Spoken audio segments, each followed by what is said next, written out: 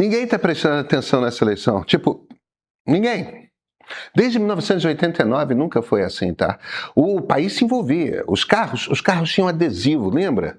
No dia seguinte, a cada debate, só se falava disso. Brasileiros discutiam apaixonadamente a respeito de em quem votar. Dessa vez, zero.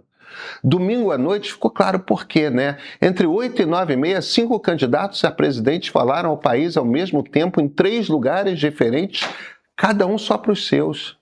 Não havia disputa nenhuma para assistir. O ápice foi Renan Santos, no palco da Band, dividindo o eleitorado do adversário entre canalhas enganados.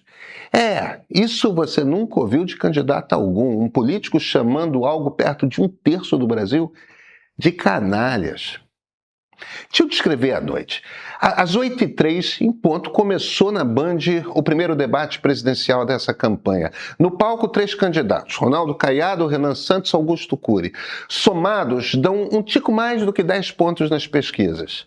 Ao lado deles, 3 púlpitos vazios e iluminados guardados para quem não veio. Luiz Inácio Lula da Silva, Flávio Bolsonaro, Romeu Zema. Somados, 75%.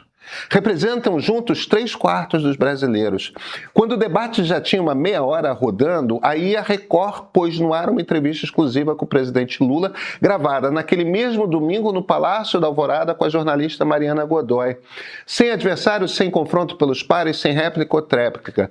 Ele escolheu sua casa, território que domina, pôde controlar cada momento da sua imagem. Pouco depois das 9h, com o debate ainda no ar, Flávio Bolsonaro publicou um vídeo no Instagram. 3 propostas, sem pergunta, sem repórter, sem tempo cronometrado. E Romeu Zema estava em casa. Avisou na manhã de domingo que não iria. Segundo o Estadão, preferiu se preparar para a sabatina do Jornal Nacional, onde será o primeiro entrevistado.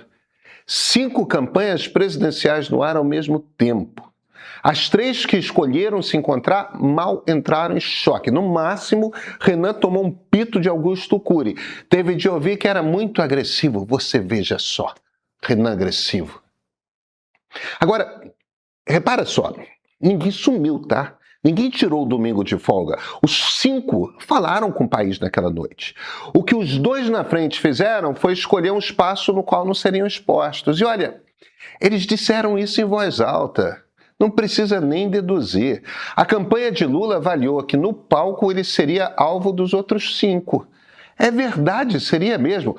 Valdemar Costa Neto, presidente do PL, explicou que Flávio, com todas as letras, né? O debate dele tem que ser com Lula e pronto.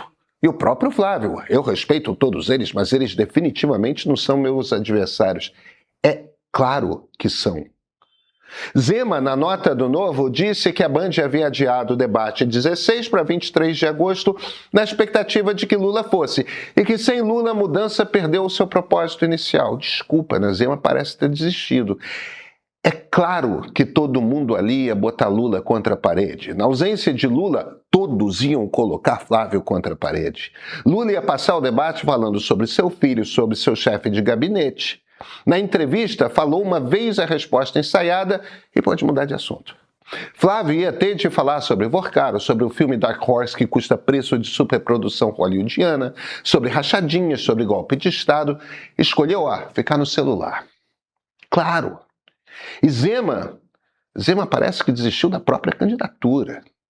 Nenhum dos 3 alegou agenda, nenhum alegou doença. Os 3 alegaram, cada um do seu jeito, a mesma coisa. Não tinha ali a plateia certa com quem eles queriam conversar.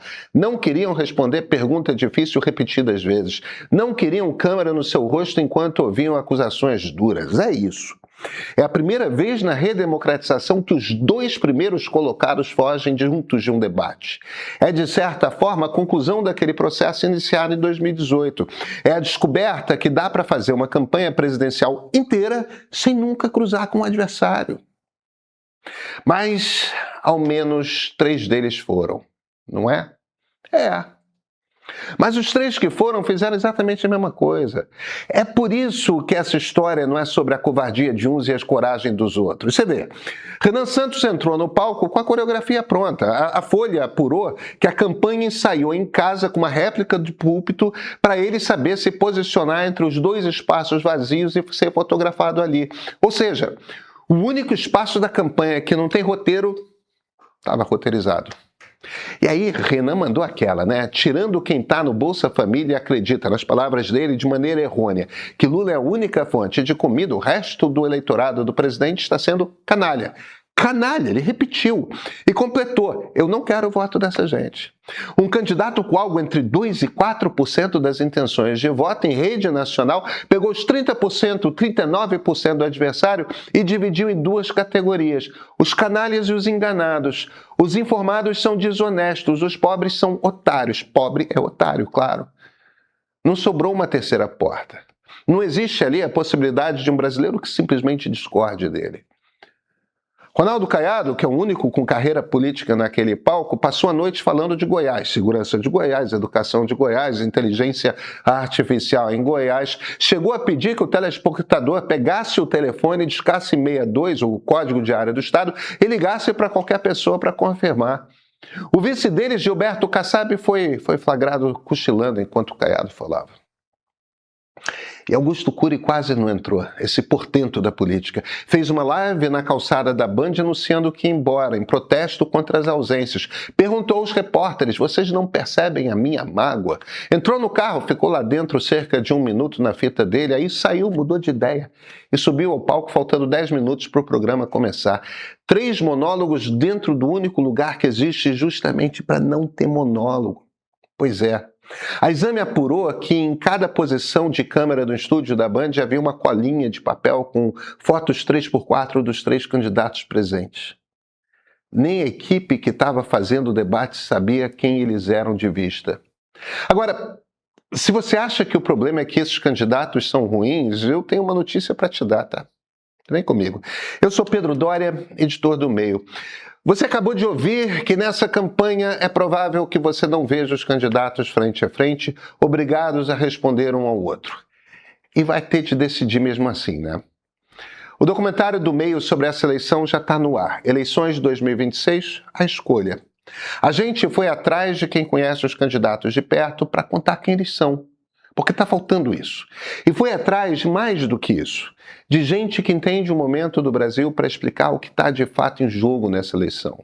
E os desafios que o próximo presidente vai herdar. 1h30. É isso o filme. É a comparação lado a lado que o debate de domingo não te deu. E olha o calendário.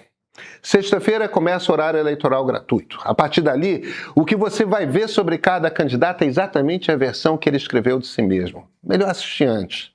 Está lá, no ar, para assinante. Assina o Meio Premium. Esse aqui, esse é o ponto de partida.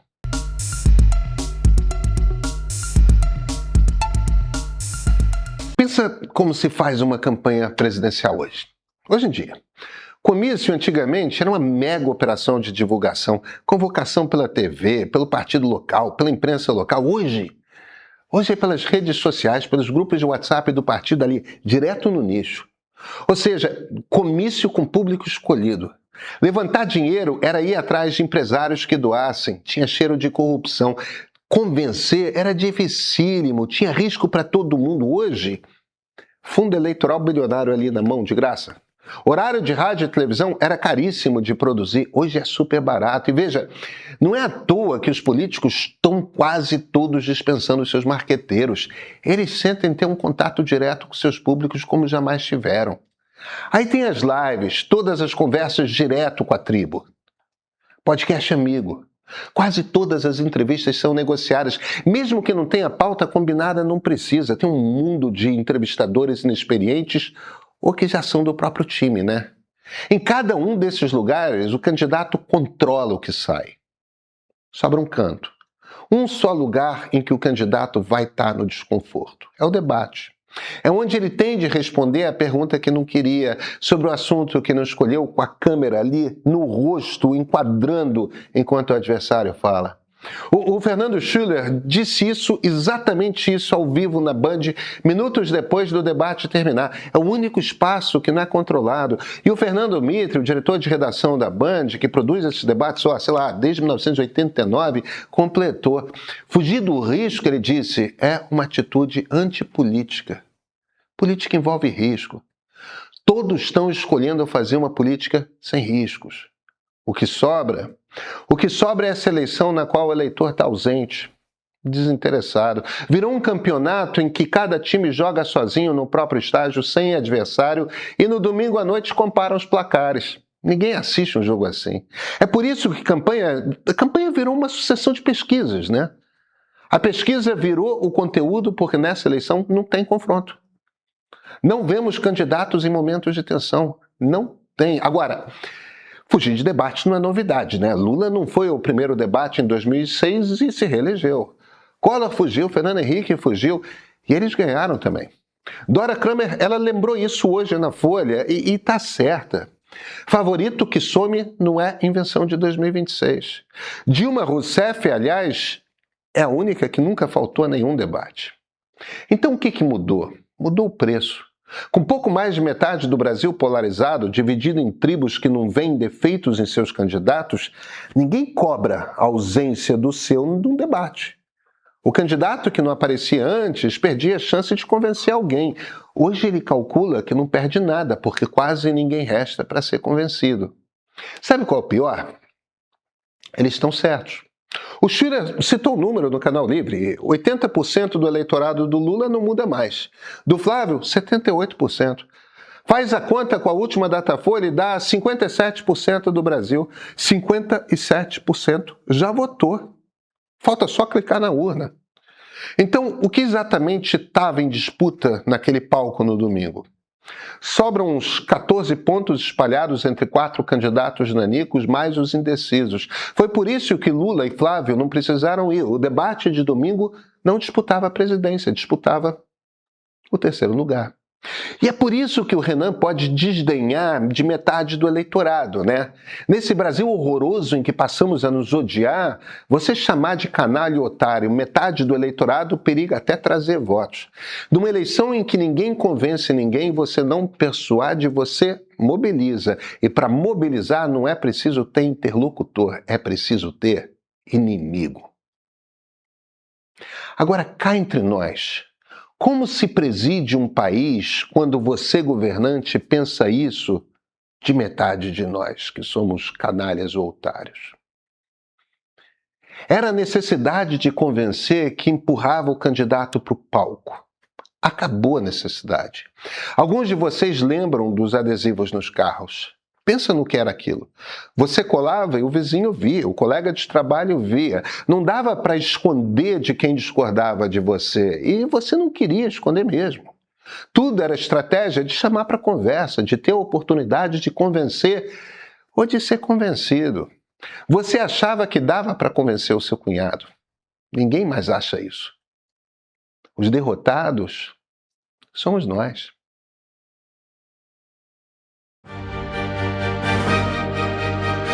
Essa campanha tem que começar a verdade derrotando a mentira.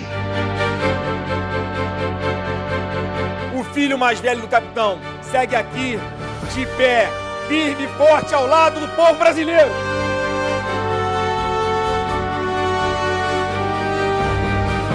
Os dois estão jogando o mesmo jogo, cada um preocupado com a sua eleição. Ninguém está preocupado com o Brasil.